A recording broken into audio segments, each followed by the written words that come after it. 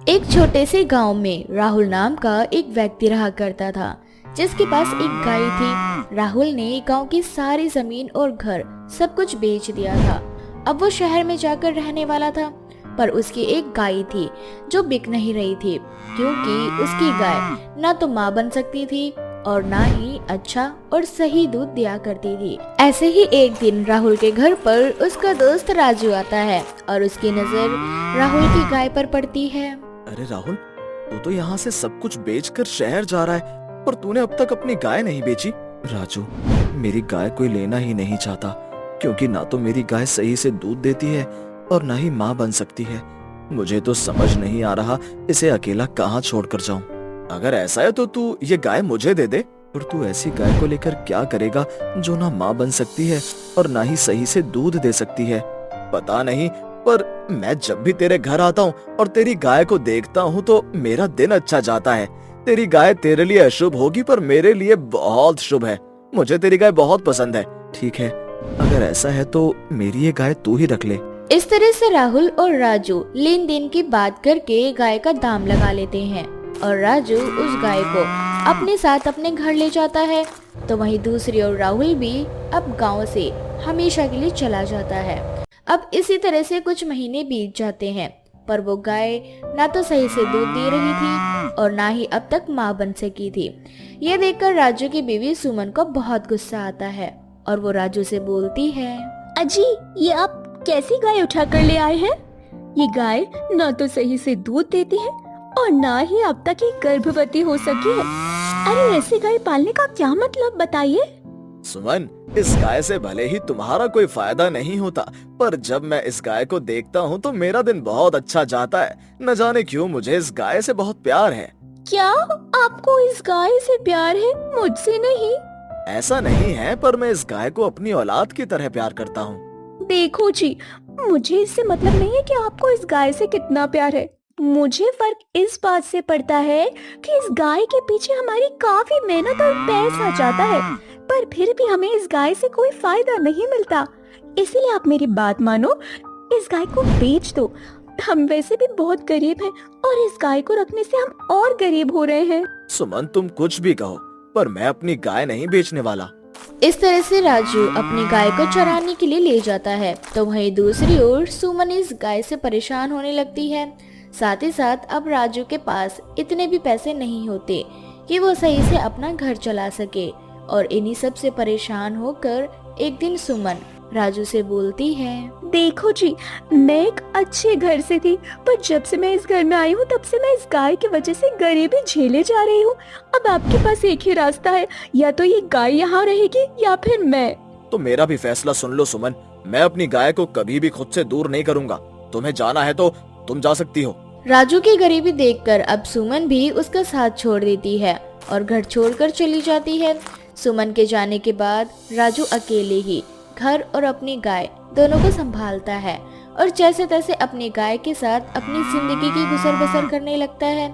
लेकिन तभी गांव में एक तांत्रिक बाबा आता है, जो घर घर जाकर लोगों को उनका भविष्य बताता है और पैसे लेता है। और इस तरह से वो तांत्रिक बाबा राजू के घर भी जाता है और राजू से बोलता है, बच्चे, मैं केवल 50 रुपए में तुम्हारा भविष्य बता सकता हूँ।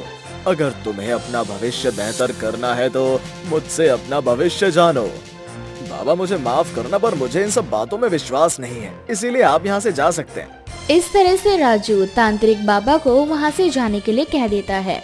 लेकिन तांत्रिक बाबा को राजू की बात पसंद नहीं आती और वह सभी गांव वालों को राजू और उसकी गाय के खिलाफ भड़का देता है, जिसके बाद सभी गांव वाले मिलकर राजू को और उसकी गाय के साथ गांव से उसे धक्के मारकर निकाल देते हैं। अब बेचारा राजू अपने गाय के साथ दर दर की ठोकरें खाता है और रात को एक जंगल में जाकर आराम करता है। तभी उसकी गाय गोबर करती है और वो गोबर सोने में बदल जाता है। ये देखकर राजू बहुत हैरान होता है और अपनी गाय से बोलता है, अरे ये क्या मेरी प्यारी गाय, आज तुमने मुझे सोने का गोबर दिया? ये चमत्कार कैसे हो सकता है? राजू को विश्वास नहीं होता, लेकिन सुबह होते ही राजू सोने का गोबर बेच देता है और उनसे मिले पैसों से गांव के बाहर एक छोटा सा घर खरीदता है और अपनी गाय के साथ रहने लगता है। अब राजू की गाय उसे हमेशा सोने का गोबर देती है और राजू उन्हें बेचकर धीरे धीरे अमीर बन जाता है। एक दिन राजू अपनी जादुई गाय से बात कर रहा होता है कि तभी जादुई गाय राजू से बोलती है, राजू, मैं एक जादुई गाय हूँ, पर मैंने इस बारे में किसी को नहीं बताया। मैं तो बस जिसके साथ रहती हूँ उन पर मुसीबत का पहाड़ तोड़ती हूँ, ताकि मुझे पता चले कि कौन मेरा कितना लंबा समय तक साथ दे सकता है।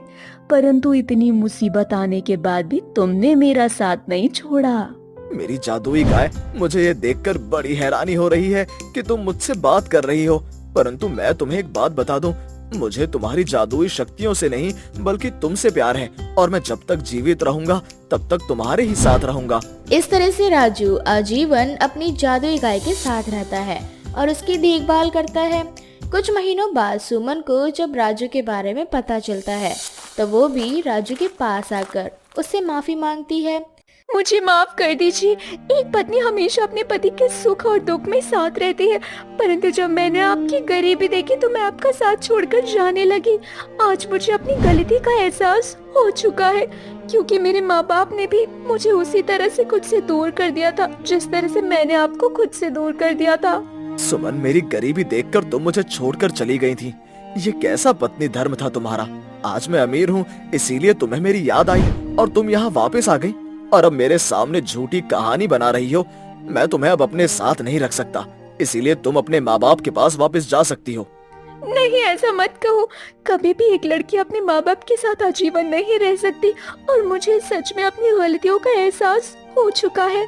राजू, तुम्हारी पत्नी के आंसू झूठे नहीं है, उसे सच में अपनी गलती का एहसास है, इसीलिए तुम इसे माफ कर दो। सुमन एक साधारण गाय को इंसान की तरह बात करता हुआ देख हैरान हो जाती है, जिसके बाद राजू सुमन से बोलता है, हाँ सुमन, हमारी गाय जादुई थी। ये तो बस हमारी परीक्षा ले रही थी और देख रही थी कि हम इसका कब तक साथ निभाएंगे। पर तुम्हें तो इस गाय से नफरत थी और मेरी गरीबी से भी, इसीलिए तुम मुझे छोड़कर चली गई। परंतु आज मैं अपनी जादुई गाय के कहने पर ही तुम्हें माफ कर रहा हूँ।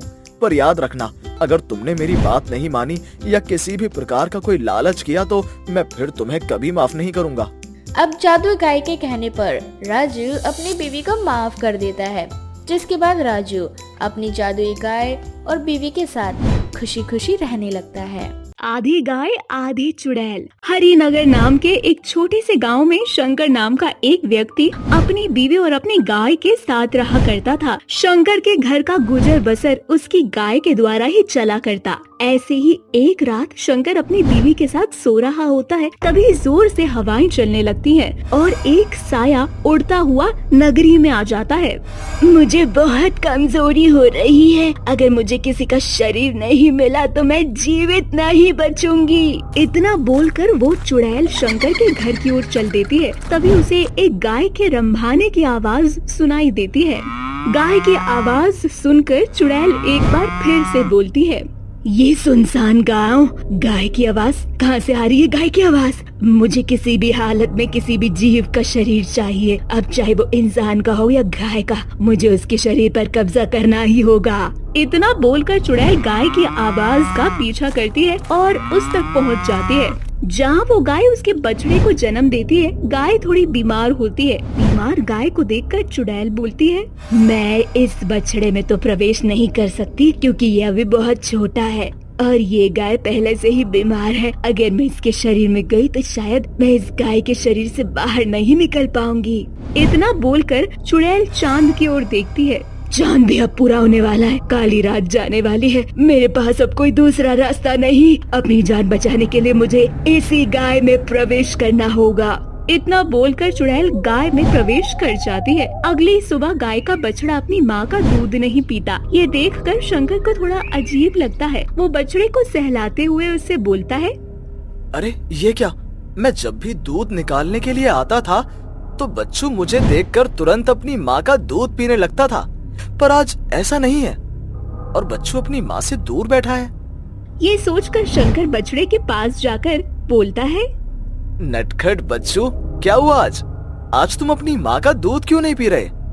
बछड़ा जोर से चिल्लाने लगता है और वहाँ से भागने की कोशिश करता है। ये देखकर शंकर उसे उसकी माँ से दूर करके दूसरे खोटे में बांध देता है। बछड़े की आवाज सुन शंकर की बीवी लता बाहर आती है और शंकर से बोलती है, अरे ये क्या किया आपने? एक बच्चे को उसकी माँ से दूर करोगे तो वो चिल्लाएगा ही ना।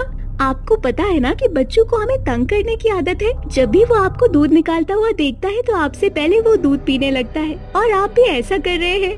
पर लता, आज ऐसा नहीं है। न जाने क्यों आज बच्चू खुद अपनी माँ से दूर भाग रहा है। आज मुझे आता देख उसने अपनी माँ का दूध भी नहीं पिया, उल्टा मुझे देखकर वो रंभाने लगा और अपनी माँ से दूर भागने लगा। जब मैंने इसे इसकी माँ से दूर किया तब जाकर ये शांत हुआ। शायद इसकी तबीयत खराब होगी। आप जाकर दूध निकालिए, तब तक मैं जानवर के डॉक्टर को बुला लाती हूँ। अब वही बच्चों को देखकर उसके स्वास्थ्य के बारे में बताएंगे। इतना बोलकर लता वहाँ से चली जाती है और शंकर दूध निकालने के लिए गाय के पास जाता है। तभी वो गाय शंकर को जोरदार लात मारती है। शंकर दूर जाकर गिर जाता है, पर फिर भी शंकर हिम्मत नहीं हारता। एक बार फिर से दूध निकालने जाता है, परंतु जब वो दूध निकालता है तो गाय से दूध नहीं निकलता। ये देखकर शंकर बहुत ज्यादा हैरान हो जाता है। तभी वो देखता है कि उस गाय की आंखें लाल हो चुकी हैं। ये देखकर शंकर खुद से बोलता है, ये आज क्या हो रहा है? आज मुझे मेरी गाय अजीब क्यों लग रही है? मानो जैसे ये मेरी गाय है ही नहीं। ये क्या, इसकी आंखें इतनी लाल? एक काम करता हूँ, बच्चू के साथ इसे भी डॉक्टर को दिखा देता हूँ। लगता है बच्चू के साथ गाय भी बीमार है। थोड़ी ही देर में लता डॉक्टर के साथ घर आती है।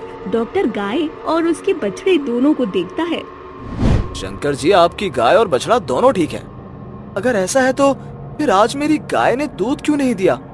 हो सकता है सुबह होने से पहले बछड़े ने सारा दूध पी लिया हो। खैर, मैं चलता हूँ।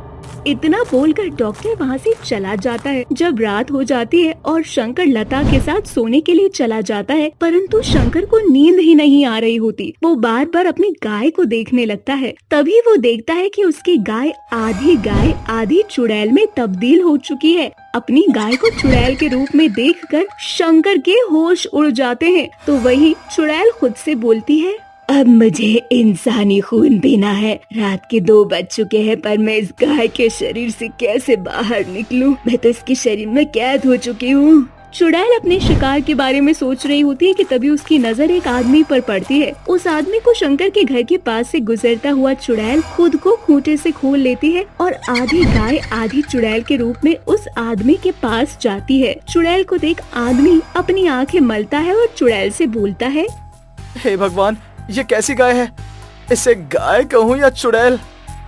तुझे कुछ बोलने की जरूरत नहीं, तुझे बस आज मेरा खाना बनना होगा।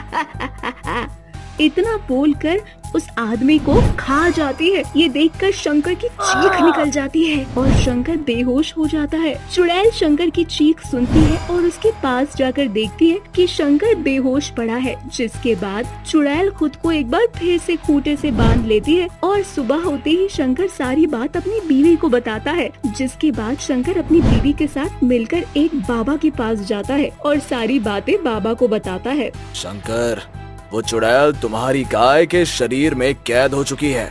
अब वो चुड़ैल चाहकर भी गाय के शरीर से नहीं निकल पा रही है, इसलिए वो चुड़ैल आधी गाय और आधी चुड़ैल बन चुकी है। अब उस चुड़ैल से तुम्हारी गाय तभी मुक्त हो सकती है जब तुम्हारी गाय की मौत होगी। पर बाबा, मेरी गाय मेरी आखिरी सहारा है। अगर उसे कुछ हो गया तो मैं अपना घर कैसे चलाऊंगा? मैं समझ रहा हूँ शंकर, मैं अपनी तरफ से पूरी कोशिश करूंगा। मैं एक पूजा करूंगा और उस चुड़ैल को मुक्ति दिलाऊंगा। साथ में मैं कोशिश करूंगा कि तुम्हारी गाय को कुछ ना हो, पर मैं तुमसे ये वादा नहीं करूंगा कि तुम्हारी गाय बच जाएगी, क्योंकि उस चुड़ैल ने तब तुम्हारी गाय के शरीर में प्रवेश किया था जब तुम्हारी गाय की तबीयत ठीक नहीं थी और उस समय पूरा चांद हो चुका था, जिस वजह से अब तुम्हारी गाय तुम्हारी नहीं रही, बल्कि वो अब आधी गाय और आधी चुड़ैल बन चुकी है। बाबा की बात सुनकर शंकर विवश हो जाता है। जिसके बाद बाबा उसके साथ उसके घर जाते हैं और पूजा पाठ करते हैं। अब चुड़ैल पूरी तरह सबके सामने आधी गाय आधी चुड़ैल के रूप में आ जाती है, परंतु बाबा उससे नहीं डरते और अपनी तंत्र विद्या से उस चुड़ैल को कैद कर लेते हैं। जैसे ही चुड़ैल उस गाय के शरीर से निकलती है, शंकर की गाय अपना दम तोड़ देती है और बाबा उस चुड़ैल को अपनी बोतल में कैद कर लेते हैं। परंतु शंकर की गाय उससे दूर हो जाती है, जिसके बाद शंकर बोलता है, मुझे माफ करना मेरी गाय, तुमने मेरी इतनी मदद करी, पर फिर भी मैं तुम्हारी रक्षा नहीं कर पाया। इतना बोलकर शंकर रोने लगता है। तभी वो देखता है कि उसकी गाय जीवित हो चुकी है। ये देखकर शंकर हैरान हो जाता है और बाबा बोलते हैं, तुम्हारी गाय पर स्वयं देवी माँ का आशीर्वाद है शंकर, इस वजह से तुम्हारी गाय बच गई और ये चुड़ैल मेरी बोतल में कैद हो गई। अब तुम फिक्र मत करो और पहले की तरह अपनी जिंदगी जियो। जिसके बाद शंकर एक बार फिर से पहले की तरह अपनी जिंदगी जीता है और उस बछड़े को अपनी माँ के साथ फिर से बांध देता है। सुबह का समय था और अशोक ऑफिस जाने के लिए तैयार हो रहा होता है। तभी आरती हाथों में चाय लिए अशोक के पास जाती है और उसे चाय देते हुए उसे बोलती है, अशोक जी, आपकी चाय। मैंने तुम्हें कितनी बार बोला है कि सुबह सुबह तुम मुझे अपना ये मनहूस और गंदा सा चेहरा मत दिखाया करो। मुझे माफ करना अशोक जी, पर मैं तो आपके लिए बस चाय लेकर आई थी। लगता है जिस तरह से मुझे सुबह चाय पीने की आदत है, ठीक उसी तरह से तुम्हें मेरी रोज सुबह खरी खोटी सुनने की आदत है। जैसे तुम्हारी शक्ल गंदी है, वैसे ही तुम गरीब घर से हो, उसी तरह से तुमने मेरी जिंदगी भी अपनी तरह फटीचर बना दी है। शादी को 10 साल होने को आए हैं और अब तक तुम्हारी गोद नहीं भरी। तुम्हारा तो पता नहीं, पर मेरे सभी दोस्त बाप बन चुके हैं। वो हर हफ्ते हर महीने अपने बच्चों के साथ घूमने जाते हैं और जब मेरे दोस्त मुझसे मेरे बच्चे के बारे में पूछते हैं तो मुझे सिर झुकाकर बोलना पड़ता है कि मेरी बीवी बांझ है। अशोक की ये बात सुनकर आरती की आंखों से आंसू झलक पड़ते हैं। लेकिन अशोक की ये बातें अशोक की माँ कुंती सुन लेती है और वो अपने कमरे से बाहर निकलकर अशोक से बोलती है, अशोक, कैसा पति है तू, अपनी बीवी को बांझ बोल रहा है। अरे तुझे तो गर्व होना चाहिए आरती पर कि इतना सब कुछ होने के बाद भी ये तेरे साथ है। तू तो जानता है ना कि डॉक्टर ने आरती का पूरा चेकअप किया है, उसमें कोई कमी नहीं। पर जब चेकअप करवाने की बात तेरी आती है तो तू तो हमेशा ही मना कर देता है। माँ, मुझे तो समझ ही नहीं आता कि आखिर इस गरीब लड़की ने आप पर ऐसा कौन सा जादू कर रखा है जो आप हमेशा मेरी इस गरीब बीवी की साइड लेती रहती हो। क्योंकि बेटा, गलत तेरी बीवी नहीं, गलत तो तू है। और वैसे भी आरती को तेरे पिताजी ने बहू नहीं बेटी बनाकर लाए थे। क्या हुआ अगर आरती गरीब परिवार से है तो उसका दिल तो बहुत अमीर है। कुंती आज एक बार फिर आरती की साइड लेने लगती है। ये सब देखकर अशोक को बहुत गुस्सा आता है और वो चाय का कप नीचे गिराकर गुस्से से घर से चला जाता है। अब इसी तरह से कुछ दिन बीत जाते हैं और एक दिन जब अशोक ऑफिस से घर आ रहा होता है तो एक बहुत ही सुंदर और अमीर घर की लड़की रोड पर खड़ी होती है और अशोक को आता देख उससे लिफ्ट मांगती है। एक्सक्यूज मी, एक्चुअली मेरा नाम निशा है और मेरी गाड़ी खराब हो चुकी है। मेरा घर यहीं पास में है, तो क्या आप मुझे ड्रॉप कर दोगे? हाँ हाँ, क्यों नहीं, वैसे भी मैं वहीं से जा रहा हूँ, आप बैठ जाइए। अब निशा अशोक के साथ उसकी बाइक पर बैठ जाती है। अशोक उसे उसके घर पर ड्रॉप कर देता है और वहाँ से जाने लगता है। तभी निशा उसे रोकते हुए उससे बोलती है, आपका बहुत बहुत शुक्रिया, आज आपकी वजह से मैं समय पे घर आ पाई हूँ। मुझे अपने घर की बहुत टेंशन होती है, मैं अकेली हूँ ना, और आपने मेरी इतनी मदद की है तो मैं आपको ऐसे घर जाने नहीं दूंगी। आइए अंदर बैठिए, मैं आपके लिए कॉफी बना देती हूँ। आज नहीं फिर कभी, दरअसल अभी मुझे घर जाना है। अरे घर ही तो जाना है, चले जाना आराम से, कौन सा भागा जा रहा है आपका घर। निशा के काफी फोर्स करने पर अशोक उसके साथ उसके घर चला जाता है। अब निशा उसके लिए कॉफी बनाती है और उसके करीब आने लगती है। अशोक को भी निशा पसंद आ जाती है और अशोक निशा से बोलता है, इतने बड़े घर में आप अकेली रहती हैं? आपके माँ बाप, भाई बहन, आपके साथ कोई नहीं रहता क्या? दरअसल ये सब कुछ मेरा और मेरे पति का है। हम दोनों ने बहुत ही मेहनत से ये बिजनेस खड़ा किया था। एक बार की बात है, मैं और मेरे पति बाहर घूमने के लिए गए थे और हमारा वहाँ पर कार एक्सीडेंट हो गया, जिसमें मेरे पति की मृत्यु हो गई। तभी से बहुत अकेली हूँ, ना कोई औलाद है। अब बस तलाश है तो किसी अपने की जो मेरा हमसफर बन सके और मेरा साथ निभाए। निशा की ये बात सुनकर अशोक सोच में पड़ जाता है और वो खुद से बोलता है, इसे भी एक जीवन साथी की तलाश है और मुझे भी एक जीवन साथी ही चाहिए जो अमीर हो और मुझे औलाद का सुख दे सके। आखिर गरीब आरती में है ही क्या जो मैं उसके साथ अपनी जिंदगी बिताऊं, और माँ भी उसी के पक्ष में रहती है। आखिर मेरी खुद की जिंदगी है, मैं किसी के साथ भी रहूं। इतना सोचकर अशोक निशा से बोलता है, आपकी और मेरी जिंदगी एक जैसी ही है, फर्क बस इतना ही है कि आपके पति आपके साथ नहीं रहे और मेरी गरीब पत्नी मेरा साया नहीं छोड़ती। न जाने उसने मेरी माँ पर क्या जादू कर रखा है, मेरी माँ बस उसी के गुण गाती है। मेरी शादी को 10 साल होने को आ चुके हैं और आज तक उसने मुझे कोई सुख नहीं दिया, यहाँ तक कि बाप बनने का भी नहीं। मैं बस अब अपनी जिंदगी में एक ऐसी लड़की चाहता हूँ जो मुझे सारी खुशियाँ दे सके। इस तरह से अशोक और निशा काफी देर तक बात करते हैं। कुछ देर बाद अशोक घर के लिए चला जाता है। अगली सुबह अशोक फिर से निशा के घर आ जाता है और उसे पिकअप कर लेता है। ये सिलसिला कुछ उसी तरह से शुरू हो जाता है और देखते ही देखते दोनों एक दूसरे से प्यार करने लगते हैं और अब शादी करने का फैसला ले लेते हैं। और एक दिन वो उससे शादी करके उसे अपने घर ले जाता है। निशा को देखकर कुंती हैरान हो जाती है और अपने बेटे से बोलती है, अशोक बेटा, ये तो अपने साथ किसे लाया है? कौन है ये लड़की? माँ, ये लड़की आपकी बहू और आरती की अमीर सौतन है, तो मेरी गरीब बीवी आकर अपनी अमीर सौतन की आरती उतारो। ये सुनते ही कुंती अशोक को एक थप्पड़ लगाती है और उससे बोलती है, ये क्या बकवास कर रहा है तू? अरे तेरे पहले से ही एक बीवी है और तूने दूसरी शादी कर ली। आखिर मैं पूछती हूँ क्यों? माँ, आपको ये थप्पड़ मुझे नहीं आरती को लगाना चाहिए था और उसे घर से बाहर निकालना चाहिए था। जो मैंने काम किया है वो काम आपको कई साल पहले कर देना चाहिए था। औरों के घर में मैंने देखा है, जब औरत बच्चा नहीं दे पाती तो लड़के की माँ अपने बेटे की दूसरी शादी करवाती है, पर आप तो चाहती ही नहीं कि मैं खुश रहूं। इसीलिए अब मुझे आपके साथ और अपनी इस गरीब बीवी के साथ नहीं रहना। मैं जा रहा हूँ निशा के साथ उसके घर में उसके साथ रहने। नहीं, मुझे छोड़कर मत जाइए। पहले से ही मेरे सर पर बांझ का धब्बा है, अब मुझ पर और कलंक मत लगाइए। अगर आप मेरी अमीर सौतन के साथ चले गए तो समाज मुझे क्या कहेगा?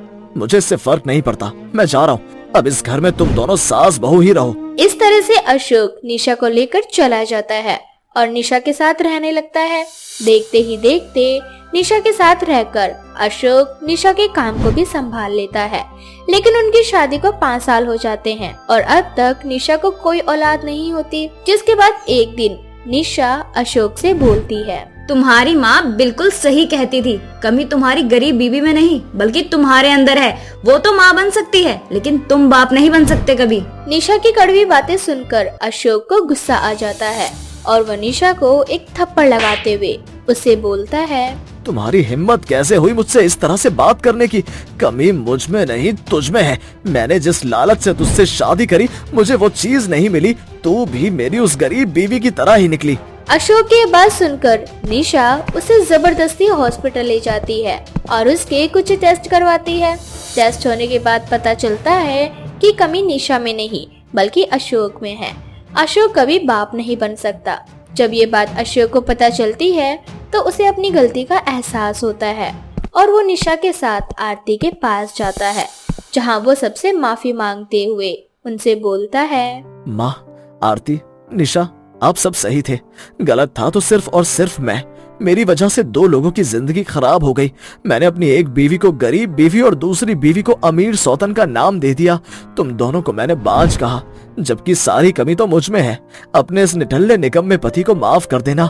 मैं तुम दोनों को कभी भी औलाद का सुख नहीं दे सकता। आप हमसे माफी मत मांगिए, क्योंकि आज जो दर्द आप महसूस कर रहे हैं वो दर्द मैं पिछले 15 सालों से महसूस कर रही हूँ। इसीलिए मैं आपके दुख को समझ सकती हूँ। इस तरह से वो सभी लोग अशोक को माफ कर देते हैं। जिसके बाद अशोक, आरती, निशा सब एक साथ रहते हैं और बाद में वो एक बच्ची भी अडॉप्ट कर लेते हैं और इस तरह से अपनी जिंदगी में औलाद की कमी को पूरे करते हैं। जादुई सोने की गाय। राधा एक बहुत ही गरीब परिवार की लड़की थी। वो अपनी माता रूपा के साथ एक झोपड़ी में रहा करती थी। राधा और रूपा खेतों में काम करते थे। उसके बदले में उन्हें कुछ अनाज दे दिया जाता था, जिससे वो अपने घर का गुजारा चलाया करते थे। एक बार रूपा और राधा साहूकार के पास गए। सरकार, कुछ पैसा उधार दे दीजिए, दिवाली आ रही है तो थोड़ा सा खर्चा है। अगर आप थोड़ा सा उधार दे देंगे तो हम भी हमारी दिवाली अच्छे से मना लेंगे। उधार तो मैं दे दूंगा, लेकिन तेरे पास उधार उतारने का कोई जरिया तो है नहीं। रोज खेतों में काम करके जो पैसा मिलता है उसी से तुम्हारा गुजारा चलता है। कभी पैसा मिलता है तो कभी बिना पैसों के रह जाते हो, तो उधार कहाँ से निपटाओगे? अब चिंता मत करिए सरकार, हम आपका कर्जा उतार देंगे। नहीं, मैं तुम्हें कोई पैसा नहीं दे सकता। जाओ, तुम कहीं और से मांग लेना। निकलो यहाँ से। खेतों में काम कम हो जाने की वजह से रूपा और राधा का गुजारा करना मुश्किल हो गया था। यही सोचते हुए रूपा और राधा एक बार जंगल में जा रहे थे। उन्हें कोई गाय रंभाते हुए सुनाई देती है, पर उन्हें कहीं पर भी गाय नजर नहीं आती। माँ, देखो ना, कहीं से गाय के रंभाने की आवाज आ रही है, पर दिख नहीं रही। उसकी आवाज कहाँ से आ रही है? ऐसा लग रहा है जैसे वो हमें सहायता के लिए बुला रही है। हाँ, लग तो मुझे भी यही रहा है, जैसे कोई गाय हमें बुला रही है। पर हम जाएं तो किधर जाएं? हमें गाय नजर ही नहीं आ रही है। पता नहीं उसको हमारी क्या सहायता की जरूरत है। रूपा और राधा दोनों गाय को तलाशते हैं। तलाशते तलाशते वो जंगल के एक गड्ढे के पास जाते हैं, जहाँ पर रूपा देखकर दंग रह जाती है कि गाय उस गड्ढे में गिरी हुई है और जोर से रंभा रही है। अरे, ये गाय इस गड्ढे में कैसे गिर गई? इसको तो निकालना बहुत जरूरी है। इसको तो गड्ढे में गिरने की वजह से चोट भी लग गई है। देखो ना माँ, गाय कितना रंभा रही है। इसको जरूर चोट लगी है। इसको बाहर निकालो ना माँ। देखो ना, कितनी सुंदर गाय है। हाँ बेटा, अभी निकालते हैं, तुम परेशान मत हो। ये तो एकदम सोने के जैसी गाय है। रूपा जंगल में से कुछ लताओं को लेकर उन्हें बांधकर उस गाय को गड्ढे में से निकाल लेती है, जिसकी वजह से राधा बहुत खुश होती है। माँ, देखो कितनी सुंदर गाय है, बिल्कुल सोने की तरह लग रही है। इसका सुनहरा रंग तो सभी गायों से हटकर है। क्या हम इस गाय को अपने घर ले चलें? हाँ बेटा, सच में गाय बहुत सुंदर है, पर हम इसको ले जाकर क्या करेंगे?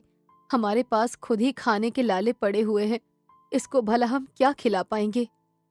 नहीं माँ, मुझे ये गाय अपने घर के लिए चाहिए। मैं कभी तुमसे कुछ नहीं मांगती, पर ये जंगल में किसी जानवर का शिकार बन जाएगी। इससे अच्छा है सुनहरी गाय को हम अपने घर ले चलते हैं। इससे हमें दूध भी तो मिल सकता है। ठीक है बेटा, जैसी तुम्हारी मर्जी। चलो, इस सुनहरी गाय को घर ले चलते हैं। इसकी जो चोट लगी है उसको भी तो ठीक करना जरूरी है, नहीं तो इसकी चोट बढ़ती चली जाएगी। रूपा और राधा गाय को घर ले आते हैं। राधा और रूपा दोनों उस गाय की बहुत सेवा करते हैं। उसके पैर में लगी चोट की बहुत देखभाल करते हैं, जिससे उसकी चोट ठीक हो जाती है। एक बार राधा गाय को चारा खिला रही थी तो आवाज आती है, राधा, मैं गाय बात कर रही हूँ। गाय? तुम बोल भी सकती हो? हाँ राधा, मैं बोल सकती हूँ। मैं एक सोने की गाय हूँ। तुमने मेरी मदद की है। जिस तरह से तुम्हारे घर के हालात हैं, और फिर भी तुमने मुझे चारा खिलाया और दवा खिलाई और मेरे घावों को भी ठीक कर दिया। तुमने मेरी बहुत सेवा की है। अगर तुम मुझे उस गड्ढे में से नहीं निकालती तो शायद मुझे कोई जानवर खा गया होता। अरे, इसमें शुक्रिया कैसा? आप मुझे इतनी अच्छी लगी कि मैं आपको घर ले आई। तुम्हारे घर के हालात को देखते हुए मैं तुम्हें एक वरदान देती हूँ। रात के समय जब भी मैं गोबर करूंगी तो उस गोबर में 2 सोने के सिक्के निकलेंगे, जिन्हें बेचकर तुम अपने घर की दशा को सुधार सकती हो। अरे, ये क्या कह रही हो गाय? क्या तुम सच बोल रही हो? सोने के सिक्के देने वाली गाय हो? अगर ये सच है तो हमारे घर के हालात अब तुम्हारे हाथ में ही है। रात होती है और गाय गोबर करती है। उस गाय के गोबर में 2 सोने के सिक्के निकलते हैं। ये देखकर राधा और रूपा दोनों बहुत खुश हो जाती हैं।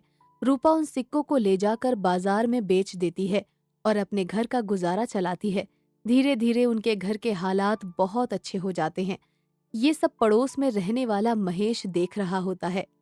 अरे, ये तो गाय बहुत ही कमाल की है, जो अपने गोबर के साथ सोने के सिक्के भी देती है।